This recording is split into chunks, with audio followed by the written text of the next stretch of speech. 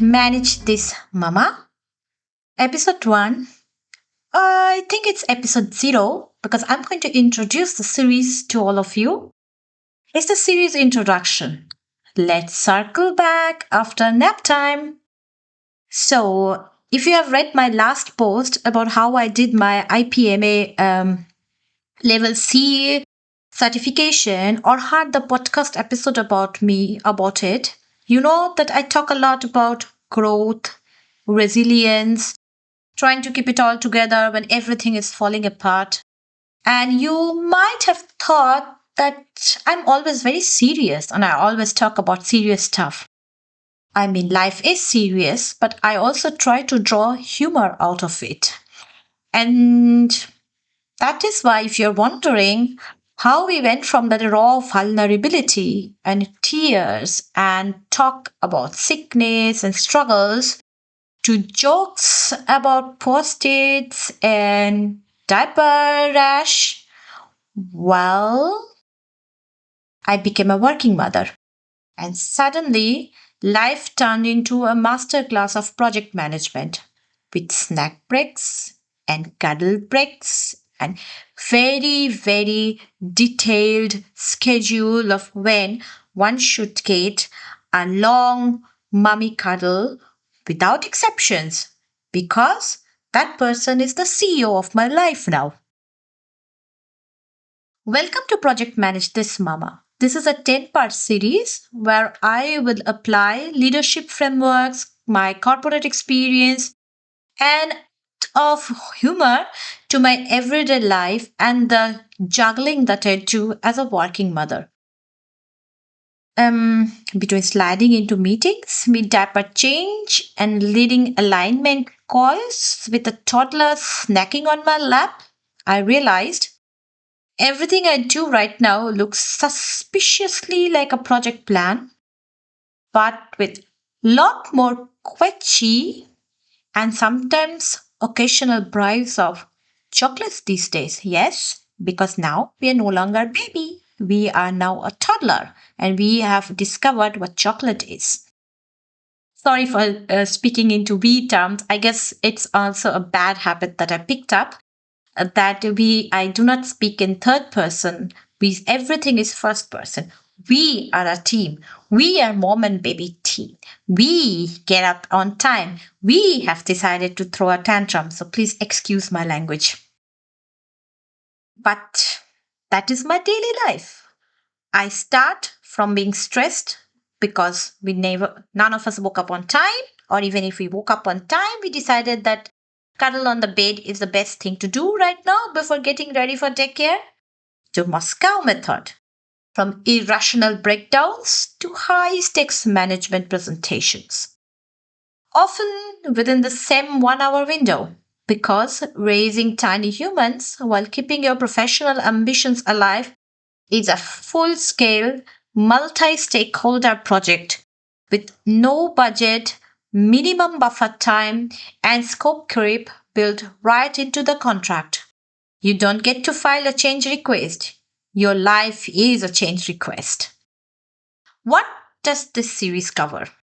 In this series, expect timelines and tears. Mine, otherwise. Expect takeaways after tantrums.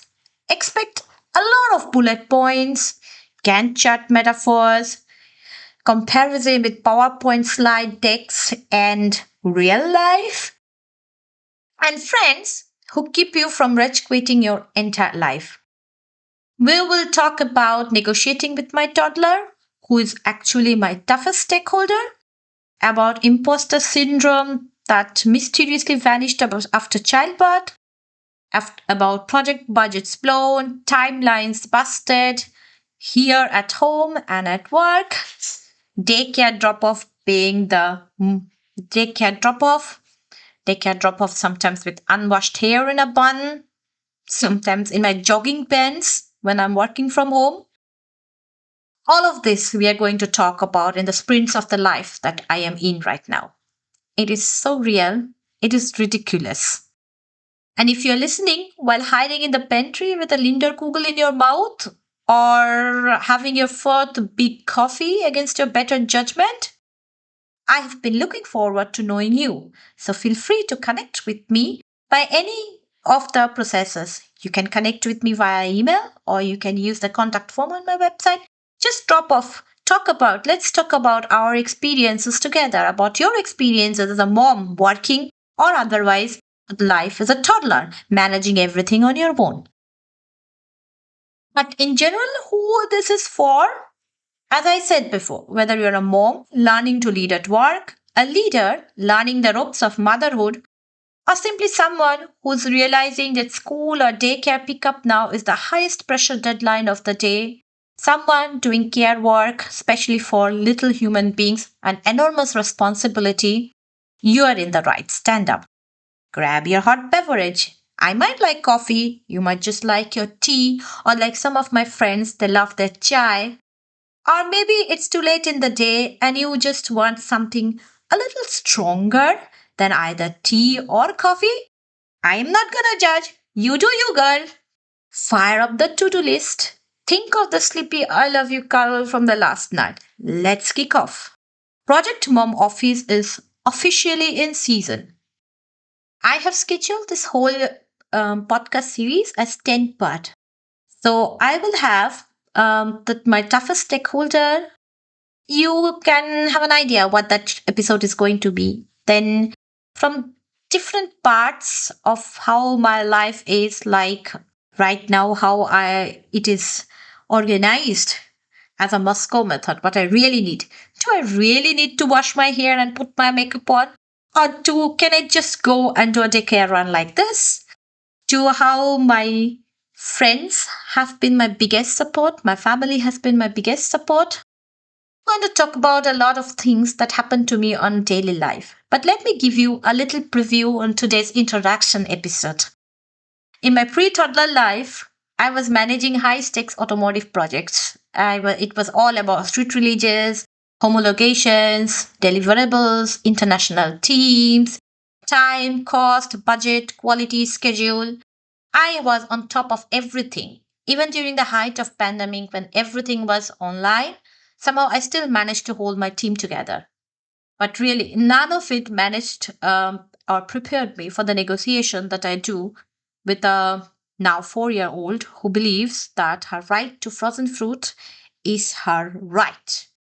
Even though when she's coughing and sneezing, and you tell her that you're coughing and sneezing, you will not get frozen food. Not coughing anymore. And then, in going to bed, when it's time to have some honey, I am sick. I think I should get some honey. Life is about changing scopes. As I said, scope creep is built into it. My baby is brilliant. She's the best thing. She is highly attuned to our emotions, her, mine, her daddy's, and she resists going to bed alone. And she has impeccable timing. It is exactly when I used to share my screen with senior leadership that a diaper situation needed escalation. Now we do not wear diapers. Oh, sorry, now she does not wear diaper. But it is exactly when she's very hungry and cannot wait one moment without a snack. Or she can go to restroom, but she doesn't want to. She needs mama there for moral support.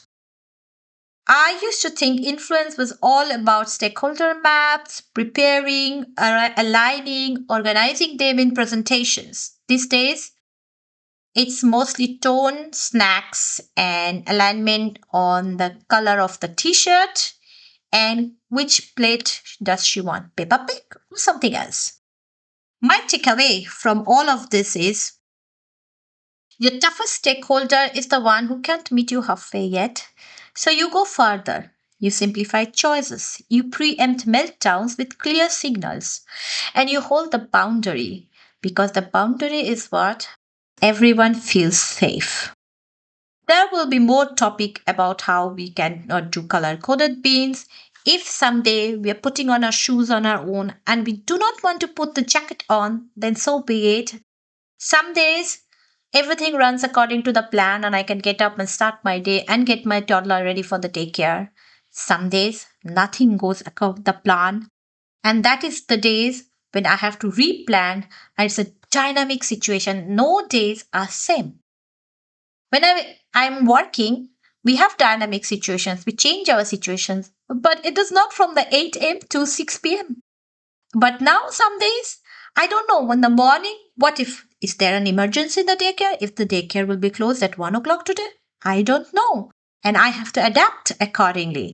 And I have to plan. I have to have my daily Eisenhower matrix at the hand. I have to have my Moscow, my running to-do list to know which is the most wanted and which is a should have, or which is must have, and which is could have, and which won't be haved. For example, a bland ass curry that mommy made quickly. No, no. I will talk about the risks. I will talk about the stand ups that no one sees. I will talk about how your plan is as good as your daily decisions. But today, we set the tone for the series: real talk, real tools, and real laughter after course. You do not need perfect system. You need a kind one that meets you where you are and goes with you. You are allowed to prioritize. Boundaries are kindness. And every meltdown has a lesson, even if the lesson is keep the snacks on hand and prepare everything beforehand. So, for the next episode, is the first episode where I'll delve a little into how my toddler is my toughest stakeholder.